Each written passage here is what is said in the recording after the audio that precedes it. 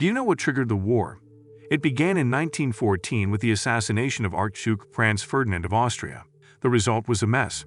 Germany, Austria-Hungary, Bulgaria, and the Ottoman Empire, the Central Powers, battled against the United Kingdom, France, Russia, Italy, Romania, Canada, Japan, and the United States during the war, the Allied powers.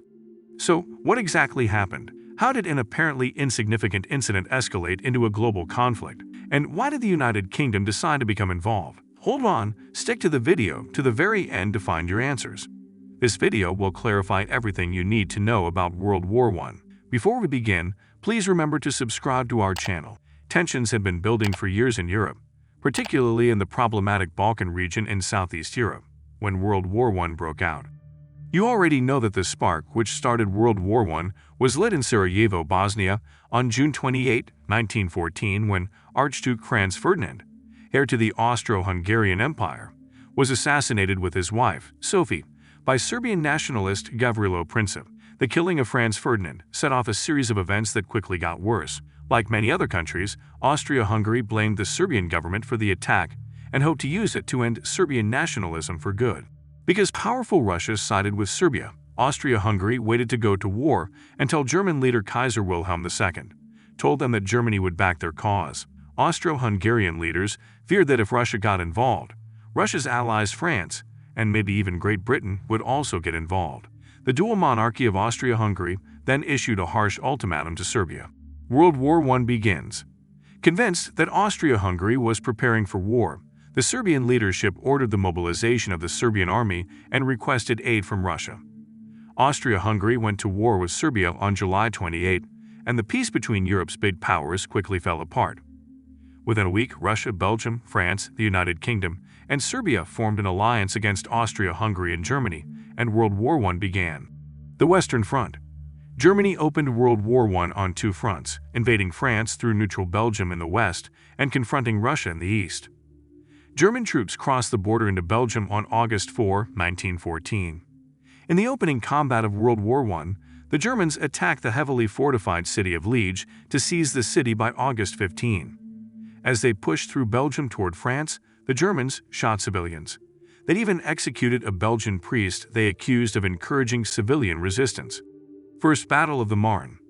In the First Battle of the Marne, which took place from September 6 to 9, 1914, French and British troops fought against the invading German army, which had already moved deep into northeastern France and was only 30 miles from Paris at the time. The Allied onslaught pushed the Germans back north of the Aisne River. The setback stopped Germany's ambitions for a quick win in France. Both sides made trenches, and the Western Front became the backdrop for a 3-year-long attrition war. Lengthy and costly fights were fought in this campaign, particularly at Verdun, February to December 1916, and the Battle of the Somme, July to November 1916. The Eastern Front. On the Eastern Front of World War I, Russian forces tried to invade East Prussia and Poland, which were controlled by Germany. However, at the Battle of Tannenberg in late August 1914, German and Austrian forces stopped them. Even though Germany won, Russia's attack forced them to move 2 corps from the Western Front to the Eastern Front. This made it harder for Germany to win the Battle of the Marne. Russian Revolution. The Russian Revolution of 1917, led by Vladimir Lenin and the Bolsheviks, ended the rule of the Tsar and Russia's involvement in World War I. In early December 1917, Russia signed an armistice with the Central Powers, releasing German forces to face the surviving Allies on the Western Front. America enters World War I. In 1915, Germany declared the waters around the British Isles to be a war zone. German U-boats sank several commercial and passenger ships, including some U.S. ships. Germany sank 4 additional American trade ships, prompting Woodrow Wilson to address Congress and urge for a declaration of war against Germany. With Europe mainly at a standstill in World War I, the Allies hoped to win a triumph against the Ottoman Empire, which had entered the battle on the side of the Central Powers in late 1914. After a disastrous attack on the Dardanelles, the strait connecting the Sea of Marmara and the Aegean Sea, British-led Allied forces launched a large-scale land invasion of the Gallipoli Peninsula in April 1915. After incurring 250,000 fatalities, the Allied troops completed a full withdrawal from the peninsula's coasts in January 1916. In Egypt and Mesopotamia, British-led forces fought the Ottoman Turks. At the same time, in northern Italy, Austrian and Italian troops clashed in a series of 12 skirmishes along the Isonzo River, which marked the frontier between the two countries. The Isonzo River Battle. The first Battle of the Isonzo occurred in late spring 1915, shortly after Italy entered the war on the Allied side.